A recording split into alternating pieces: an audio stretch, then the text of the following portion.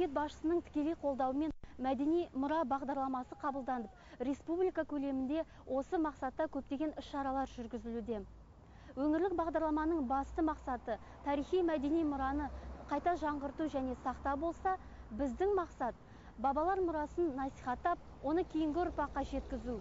Армысыз ардақты ағайын, сіздермен бірге тарих қойнауынан сыр шертетін аманат бағдарламасының алғашқы шығарылымы.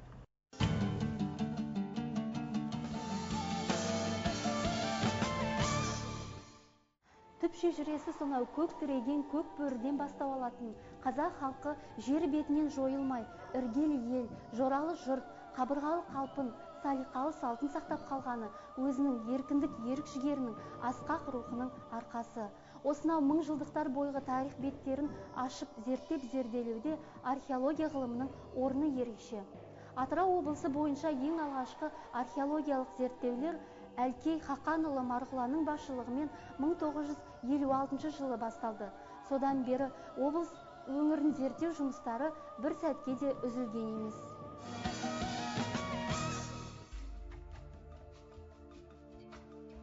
Елімізде жүргізілген археологиялық қазбалар нәтижесінде ежелгі адамдар мекен еткен қоныстар, тұрақтар, қалашықтар мен қорғандарда адам еңбегінің белгісі ретінде олардың пайдаланған еңбек құралдары, тұрмыстық заттары, қару-жарақ түрлері, әйел адамдардың әшекей бұйымдары, басқа да жәдігерлік заттар табылуда. Осылайша 100, тіпті 1000 жылдықтар бұрын ата-бабаларымыз мекендеген аймақтарда сол заманның өмірі мен шығармашылығынан мағлұмат беретін тарихи жер қабаттары қалыптасып отыр. Қазақстан Республикасы ұлттық ғылым академиясының Әлкей Марғұлан атындағы археология институтының Батыс Қазақстан археологиялық экспедициясы 1989-2004 жылдар аралығында Зейнолла Самашевтың басшылығымен Жылой, Мақат, Құрманғазы аудандарына археологиялық зерттеу жұмыстарын жүргізу нәтижесінде неолит пен ерте темір дәуіріне жататын тұрақтар мен қорғандар анықталды. 1991 жылы Батыс Қазақстан археологиялық экспедициясының отряд басшысы, жергілікті өлкетанушы Вячеслав Афанасьев бастаған топ Атырау қаласы маңындағы Алтын Ордалық Ақтөбе Лаэти қаласына археологиялық қазба жұмыстарын жүргізді. Ал 2005-2007 жылдары археолог Марат Қасенов жетекшілік еткен тарих және мәдени ескерткіштерді анықтау мақсатындағы экспедиция Қызылқоға, Жылой аудандарына археологиялық зерттеу жұмыстарын жүргізіп, орта ғасырлық Қарабау, Қорғанша, Ақтөбе, Қызылқорған қалашықтарын, неолит дәуіріне жататын Жолай, Сармай шағыл тұрақтарын және көптеген қорғандарды тапты. Атырау облыстық тарихи мәдени мұраны қорғау, қалпына келтіру және пайдалану жөніндегі мемлекеттік инспекциясының мәліметтеріне сүйенсек, бүгінгі таңда облыс бойынша 320 археологиялық ескерткіш тізімде тұр. Ендеше күні кешеге дейін шөптің шүйгіні мен судың тұнығын қуалап, көшіп қонып ғұмыр кешкен тарихи шежіреде көшпенділер атанған халқымыздың қала құрылысы мен өз дәуіріне тән инженерлік коммуникациялық жүйесі және сәулет құрылыс өнері болғандығын осы кешендерді зерттеу арқылы бағамдауға болады. Ендеше бұл еуроцентризм теориясының көптеген тұжырымдарын қайта қарауды қажет ететін секілді. Біздің бүгінгі кейіпкеріміз жылдар бойғы жылнаманы зерттеп, зерделеп жүрген облыс өңірін зерттеуші Ерсайын Өміров. Ол өзінің қызметін қазіргі тарихи өлкетану мұражайы мен кезінде 3 беттік қағаздан тұрған Атырау облысы тарихи мәдени мұраны қорғау, қалпына келтіру және пайдалану жөніндегі мемлекеттік инспекциясынан бастаған. Ескі қалашықтар мына біздің тарихи құжатымыз іспетті. Осы Атырау облысы өңіріндегі ескі қалашықтар жөнінде айтсаңыз. Қызылқоға ауданы туралы. Біздің енді осы өлкедегі бір тарихы тұнық тұрған, әлі күнге сол бір жан-жақты зерттелінуге қолға алынбай отырған ауданның біреуі деп есептеймін. Енді бұл ауданда ерекше тарихи орын бар. Мысалы енді мынау Қарабау елді мекені, Қарабау селосы немесе. Бүгінгі күні осы біздің өлкеміздегі бірден бір ерекше тарихи орын. Неге? Себеп бұнда көне дәуірден бүгінгі дейінгі, осы біздің заманға дейінгі көне қалалардың үлкен бір шоғыры сақталған. Кешен, комплекс деп болады. Бұндай жағдайлар мысалы көп кездесе бермейді. Бір аймақта аралары жақын үлкен қалалардың шоғырының болуы, қалыптасуы, ол енді бір тарихи ерекшелік деуге де болады.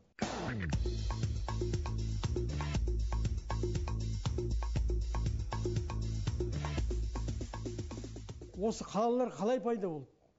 Ол заңдылықтар бар. Ол өзіне өзі қала пайда бола кетпейді. Ол пайда болу үшін жүздеген жылдар керек. Міне осы аймақта осыншама қалалардың болуы, мысалы Қарауылдың өзінде, бұл бір ерекше тарихи құбылыс деуге болады.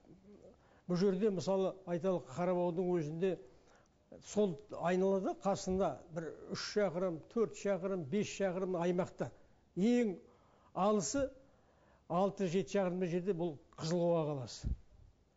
Қызылқоға қаласы дегеніміз бұл тарихта белгілі болған қала. Ең бірінші совет өкіметінің орнаған жері Қызылқоға ауданында.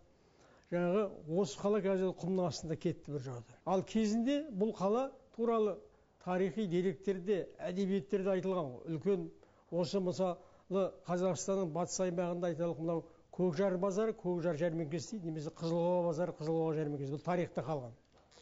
Бұл жерде үлкен жаңағы бір дамудың өзіндік бір орталығы болған. Сауда саттық.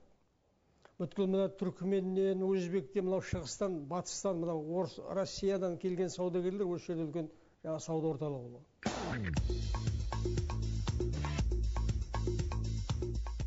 Әлі аты аталмаған, бірақ мұнда осы көне қала орны барау деген елді мекендер бар ма? Қарауылдың қасында Жұмай дейтін қала бар, көне қала бұда. Енді анау археология тілде поселение тағы басқа деп айтыла береді, бірақ енді өзі кәдімгі дұрыс тілде бұл енді қала. Әдеби тілде деуге болады немесе. Мынау ол Қарауылдың ар жақ солтүстік батыс етегінен басталады, сол бір 3 километрдей жерге созылады өзі. 1980 жылы осы музейге әкеліп бір анау Мәскеуден Галкин дейтін ғалым сол осында зерттеу жұмыстарын жүргізіп жүрді батыс аймақта. Сол әкеліп тапсырып кетті бронзовый зеркал, қолайна. Бұл біздің өлкеден батыс аймақтан табылған алғашқы қолайна. Ол Жұмайдан табылған. Жаңағы көне қаладан. Бұл ең ұзын қала. Үлкен аймақта жатқан.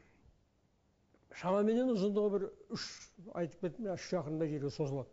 Осы айналада жаңағы сол енолит заманы деп енді ғалымдар былай бағалаған, сол Бармақ деген жаңа поселение, Бармақ қалашықта шағын нәрселер ғой. Поселение деген адамдардың тұрағы, елді мекені ерте дәуір. Бергі заманда болған қалалар, мысалы Саркөл. Бұл мынау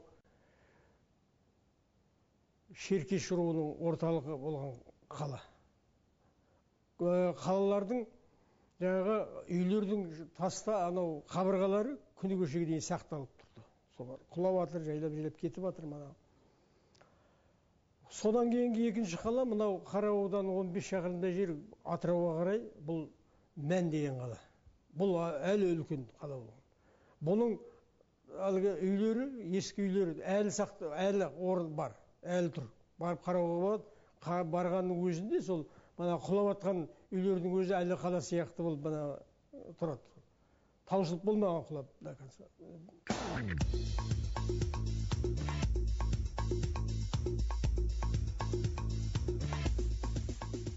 Осы тарихи орындар әзірге тұрған кезде дұрыс күйінде, жоғалып кетпей тұрғанда, тапалып келіп қалмай тұрғанда, жаңағы осыларды қорғау мәселесі алға қарай мүмкін зерттелер. Соған жаңағы осы жергілікті бір үкімет тарапынан мысалы ана жерлерді қорғау мақсатында шаралар қолданылса. Мысалы Қарауылды сол музей, заповедник немесе Қарауылды тарихи орын ретінде сақтау дейтін мәселе. Соның айналасында ескерткіштер. Қазір мысалы айталық ол мынау нарықтың заманында бір жерден мұнай, бір жерден су қазып жатқан заманда сіздің ол ана жерде археология ескерткіш бар екен, мысалы Жұмай жатыр екен, ұзын 3 шақырымға созылып, деп ешкім қарап тұрмайды оны. Ол жерден біреу бірдеңе тапса, бір экскаватормен, бір трактор оның шаруасын бітіріп жібереді мысалы. Ол міне біздің 100 жылдық тарихымыз, бірнеше жүздеген жылдық тарихымыз жойылып та кетті. Біздің мемлекетімізде тарихқа жақсы көзқарас қой енді. Мынау тарихи жаңа туризм тағы басқа мәселелер дамыту дейтін. Бұл енді Қарауыл мысалы. бұл тарихи туризмнің өзі сұранып тұрған аймағы.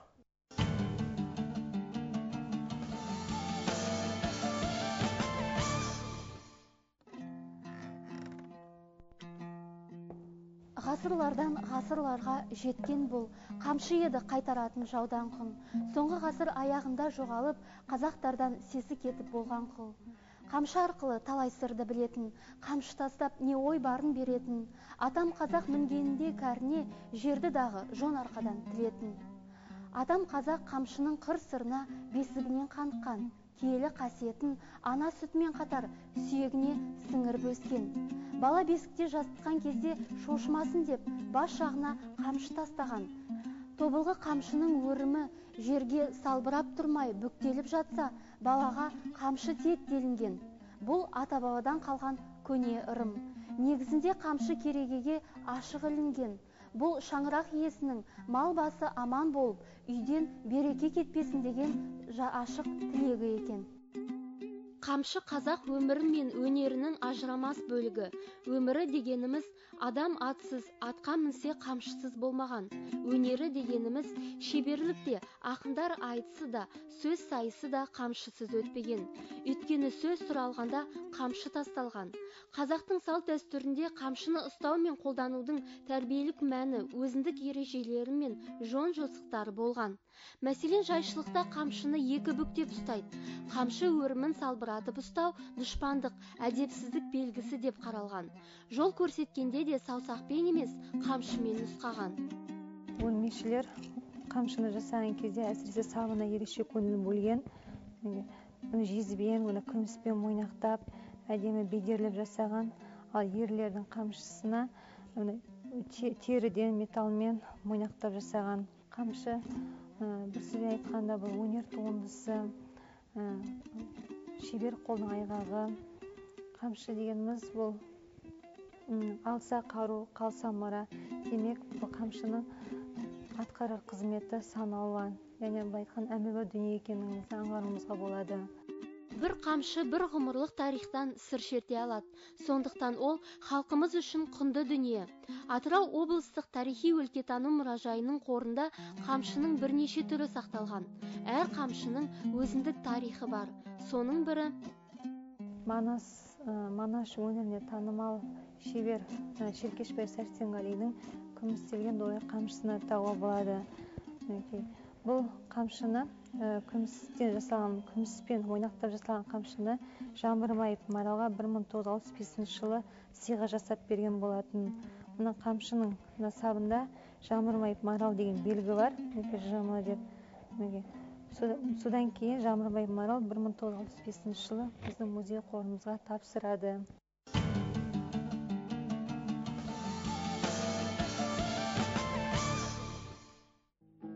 Қолөнер шебері Әбдікәрім Құрманғалиұлы қамшы жасаумен бала кезден айналысады.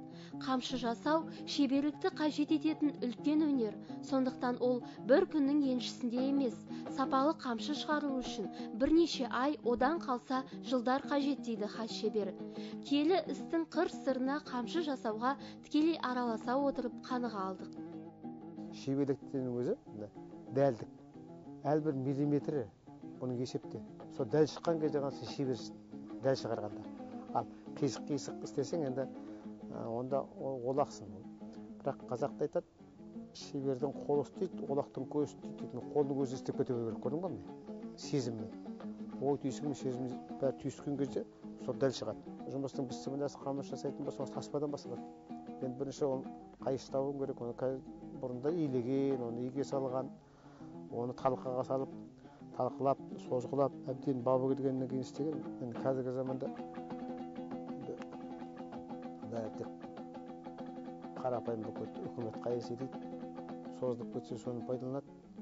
Бірақ үкіметтің қайысы қолдың қайсындай болмайды. Сондықтан нағыз хас шебер өзі мүмкіншілігінше қолдан иліп, өзі сапалы дүние жасаса, сол адам шебер болып есептеледі. Сонымен қамшы сабы бүлдіргіден, қайыстан тілінген баудан, тобылғыға былғардан қапталған тұтқа тұтқа ұстаулықтан, бас жағындағы былғарыдан жасалған алақанынан, жылан басты әшекейленген қайыстан тұрады. Осы алақанға қайыс бау арқылы ошақ басы қайыстан өрілген өрім бекітіледі де, үш жағына мал айдар шашақ орнатылады. Алақан қамшының басы мен қайыс өрімді ошақ басын біріктіріп, ошақ басының біткен жерін түйін дейді. Жылан басты қайыс алақанның ұшы періште шақырар шашақ деп аталады. Кейде асыл тастармен көмкеріледі. Асыл тастар болса, оның иесі барлығын, киесі мен қасиеті бар екендігін көзге ұрып, танысаң қазақтың қамшысымын, ием де бар, кием де бар деген мағына ұғындыратын көрінеді. Қамшының сабы жасалған ағаш немесе сүйекке өрілген өріміне қарай түрлері көп.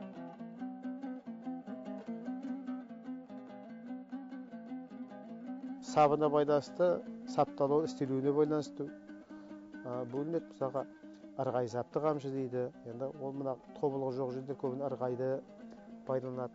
Кейде мойылдан да пайдаланады. Қызыл ол да ағаштың бір түрі. Сосын мына еліктің, киіктің сирақтарын пайдаланады. Сирақ сапты қамшы деп атайды. Сосын мына мүйіздерді пайдаланады. Енді қазақ өз кемен қырғақ не болса да соны іске асырған. Малдың сүйегіне дейін іске асырған. Сондықтан қажетіне жаратқан. Сондықтан қамшының істелуі солай болады да, бірақ енді кейде күмістеп әшекейлеп жасайды. Енді әшекейлеп күмістеген қамшыларды көбіне бозбалалар, қыз келіншектер ұстаған. Ал енді үлкен ақсақалдар, шалдар қарапайым қамшы ұстаған. Оның ішінде бірақ әшекейлесе де жез істеген. Енді жезді қамшы деген қазақта болған. Ол мына Ілияс Жансүгіровтің Құлагер поэмасында да кездеседі. Ана екі палуан күресіп жатқан кезде суреттейді ғой сонда. Сары жігітпен сонда бұл сары әлде жалшы, әлде малшы, болмаса оқ әскерге бір даршы. Ол өзі неде болса епті жігіт секілді би қолында жезді қамшы дейді.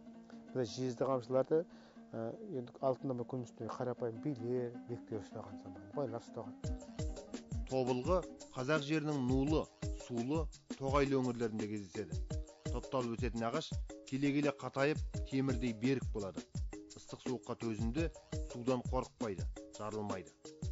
Тобылғыны қамшы сапқа дайындайтын мерзімі желтоқсан қаңтар айлары. Өсімдік майымен тазалап, сүртіп, күннің көзі желдің лебі тимейтін көлеңкелі жерге кептіреді. Осыдан кейін ғана ол қамшыға сап жасауға қолданылады. Тобылғылар негізінде бірнеше түрге бөледі. Мысалы, қырдың тобылғысы, таудың тобылғысы, Алатаудың өрінде тобылғы кездеседі, бірақ ол таудың теріскейі мен күнгейіне байланысты тағы да бөлінеді түрлі түстері. Бірақ негізгі несі бір енді. Бірақ қырдың тобылғы алқызыл әдемі болып келеді, жақсы болып келеді. Тобылғыны енді қасиет санайды. Мысалы, тобылғының бірімен қазақ қымыздарын, қымыздың сабаларын, көбелері бар бірімен ұстаған. Өйткені оның несі тобылғының түтіннің ысының адамға емдік қасиеттері көп. Сосын тобылғыда адам жын шайтан болмайды деп есептейді. Енді тобылғы қамшы қастерлейді ғой. Ал тобылғы қанша қисық болса да, мысалы отқа табына салып қоламдайды ғой. Салып ысқылап жүріп майыстасам, кез келген бағытқа майысады. Былай тұрғанда қатты сырық болады. Ал отқа балқиды да, керек бағытқа қарай жаңа майыстырып алуға болады. Сондықтан да қазақтар тобылғыны үзетіп ала береді. Таутекенің мүйізі қалың болады да, оны жонып істесе, мынандай қалыпқа келеді да, жылтыратса, кәдімгі әдемі жылтырақ тас сияқты болып келеді. Ал бірақ сапа салмағы жаңа сынбай нақты болады. Көпті сақтап жүрген мына пілдің мына кәрілігінің сүйегі, мына Алматыда жүрген тапқан бір мысалға. Енді осындай пілдің сүйектерінен істегендер болған. Енді бұл өсе қадірлі саналады негізінде. Енді қазақ бұғының мүйіздерінде келтіріп, жаңағы киімдерін келтіріп істейтін болған осы сәтті жерлерін. Таутекенің сосын киіктің мүйізінен де жалғастырып істеп, әдемі істегенде сәттер болған. Өйткені қай шебер қолынан не түседі, соны іске асыра алады. Соны іске асырып алып шығарған өзінің туындылар болған. Сондықтан да мысалға неден жасаса да әсем шықса, дұрыс болса, берік болса, қазақ оны бағалаған. Жігітке жеті өнерде аз санайтын бес аспап шебер қамшының қасиетіне сенеді. Оның бойында қасиеті де, құдіреті де, киесі мен иесі де, сесі де бар дейді. Шынында да атам қазақ ұлан ғайыр кең даланы білектің күшімен, найзаның ұшымен қорғаған. Аты пырағы болса, тобылғы сапты қамшысы айнымас серігі болған. Ат айдаса құралы, аңға шапса қаруы, жауға шапса рухы, дұшпанына сесі. Қамшының өзі қазақтың бес қаруының біреуі. Адам бес қаруын асынбай жауға шаппағанда да осы қару қамшы қасында болған. Қамшының қасиеттері, жақсы қасиеттері қазақ ертеректе көп пайдаланған, оны қастерлеген, қадірлеген. Қамшыны еш адам аттамайды. Мысалға, қазақта енді айтып жүрмін ғой, мысалға, әйел затына қол тигізбейді, қамшы тигізеді. Бірақ ешқандай қол тигізіп көрмеген. Атамыз қазақ әйел затын сыйлаған, құрметтеген. Енді шектен сып бараса жаңағы қамшыға қараса, ол да қоятын болған айтып бірақ сөзін біледі, өйткені қамшыға қарағанның аты не болатын. Сондықтан да ол қамшының енді мысалға билер болсын, бектер болсын отырғанда қамшысын біреуге қарап, қамшысын былай білеп сөйлеу айып болған. Қамшы ұрпақтан ұрпаққа аманатқа қалатын құнды мұра. Өкінішке орай қазір бұрынғыдай мықты қамшы жасайтын шеберлер санаулы. Ал дүкен сөрелері қамшының түр-түріне толып тұр. Нағыз қамшыны сапасыз қамшыдан қалай айыруға болады? Ең алдымен оның өріміне мән беріп, сілтеп көру керек. Сапасыз қамшының дауысы ұрғанда әлсіз шығып, шебердің жасаған қамшысының дауысы жер жарады екен. Қазір дүкендерде қамшының түрі де көп, саны да көп. Нағыз қамшыны қалай айыруға болады? Енді нағыз қамшыны айырудың өзі бірден белгілі. Өйткені не нәрседе өзінің салмағына байланысты шешіледі, есептеліп тұрады, тығыздығына байланысты. Мысалға, алтын мен тастан ажыру қолың ұстасаң, алтын ауырлау болады да, тас жеңіл болып кетеді. Сол сияқты, мысалға, қамшыны өрген кезде қарасаң, нағыз қамшының өрімі қолы батпайтын нақты болады да. Сосын нағыз қамшы өрілгеннен кейін тұрғанда, бет тұрғанда тік тұру керек, бет тұрғанда міне. Мысалы, үкіметтің бір жатыр бар, үзіліп қалған несі мысалға. Қарап тұрсаң міне, бет тұрсаң міне, осы бір шеберлердің өздері істегені ғой, сүп қалып өткенде маған әкеліп берген сатып. Қазір қисайып, мына өрімдері бос міне, көрдің бе? Өйткені не болса, оның өрім неғұрлым қатты болса, берік болса, соғұрлым қамшы нақты болады да, тиген жерге дәл дөп-дөп тиетін болады. Қисайып атпай, өрген қамшы бет тұрғанда қисайма тік тұру керек. Оның сапалығы несі сонда.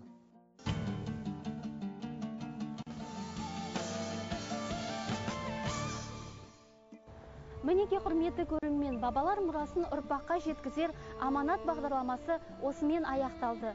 Асылдың сынығындай боп, кешегіден келешекке аманатқа қалған құндылықтарды насихаттап, оны қорғау баршамыздың міндетіміз екенін ұмытпайық.